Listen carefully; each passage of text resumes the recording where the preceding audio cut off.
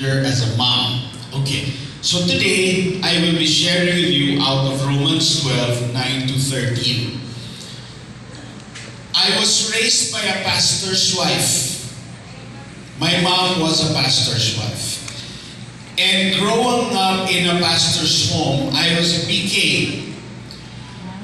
You get a view of the life of a woman leader, a pastor's wife. You don't see yourself live. You feel yourself live. You think yourself living. But it's really your children who are observing you live your life. Who among you here, you give yourself 5 stars as a mom or pastor's wife? Taas ang kamay. Wow, palakpakan natin yung mga 5 stars. Sino dito sa tingin mo, you're a 4-star? Okay, salamat sa dalawa. Sino dito, maybe 3? Okay, mga dalawa din. Sino dito 2? Okay. Sino 1? Okay. So sa lahat ng nagtaas na kamay, their grand total is 10. And there are how many of us here? So meaning, walang nagtataas ng kamay. Because it's hard to assess how we live. Yes? It's hard to say, magyayabang ba ako? Will I be humble? Will I be... What?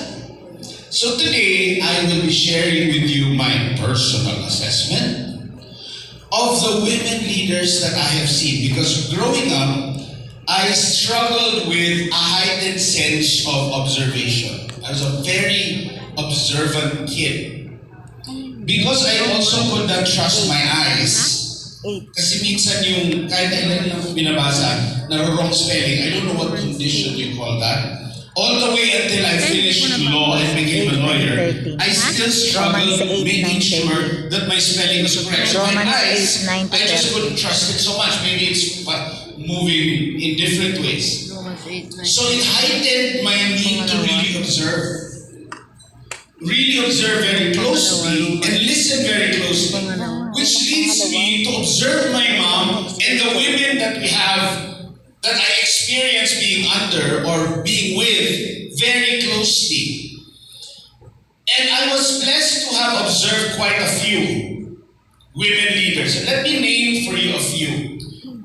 I have been blessed to observe Ninang Ann Vencer. Is she familiar to you? She was a wedding ninang, and whenever we come to Manila, we would stay in their house. And then later on, I also had the joy of observing Ate Inday Dulaka. Are you familiar with her?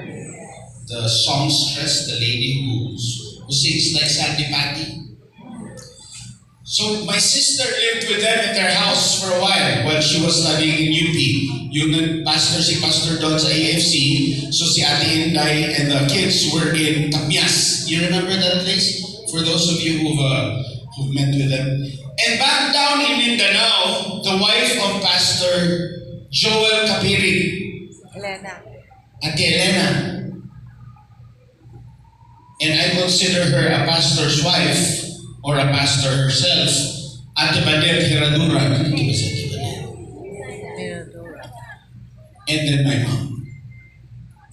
So today I'd like to share with you my thoughts on Romans 12, 9 to 13 in relation to the women that I have seen in my life. I'd like to highlight a few things that I believe are admirable, that are worth emulating, na pwedeng tularan, na pwede talaga natin kopyahin. Kasi itong mga kababaihan na ito, na dinala ng Panginoon sa ating mga buhay, ay nagbigay model ng kanilang pamumuhay sa tulong ng Panginoon.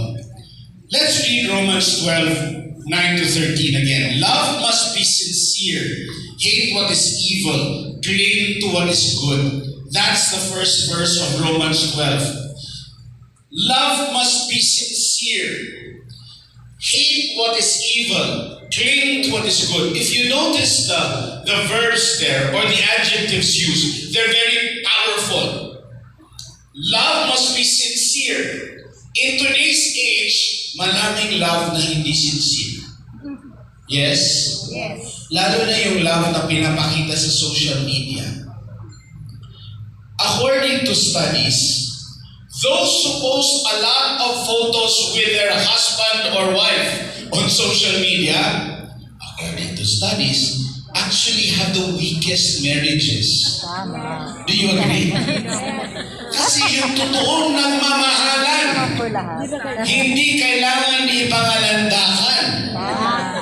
You don't have to show off what you're really experiencing. You don't have to show off what you're sincerely doing. Right? So who among you here, you sincerely love your husband? Raise your hand. And you sincerely love your children. After all these years, after all the mistakes, who among you here, you sincerely love your churchmates?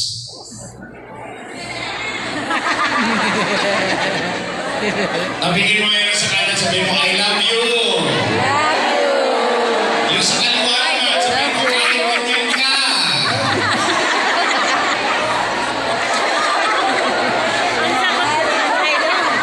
Love must be sincere.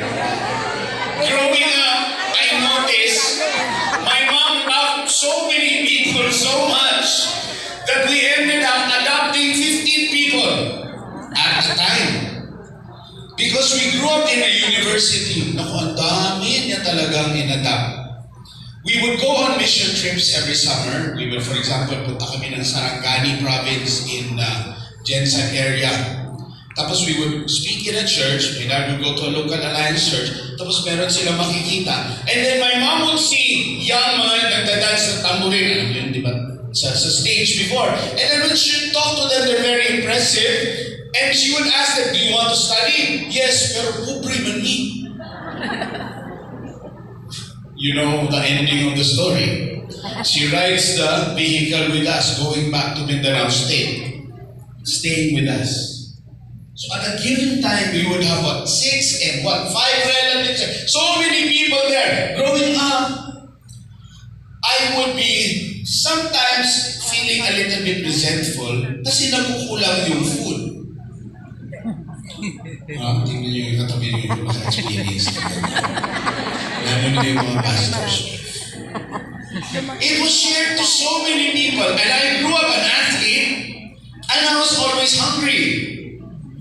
But you know, I realized a little bit of hunger helped the future of so many fellow believers. So yung bang passion to love others, another thing is to hate evil. Hate evil. We're told to hate evil, not just to see evil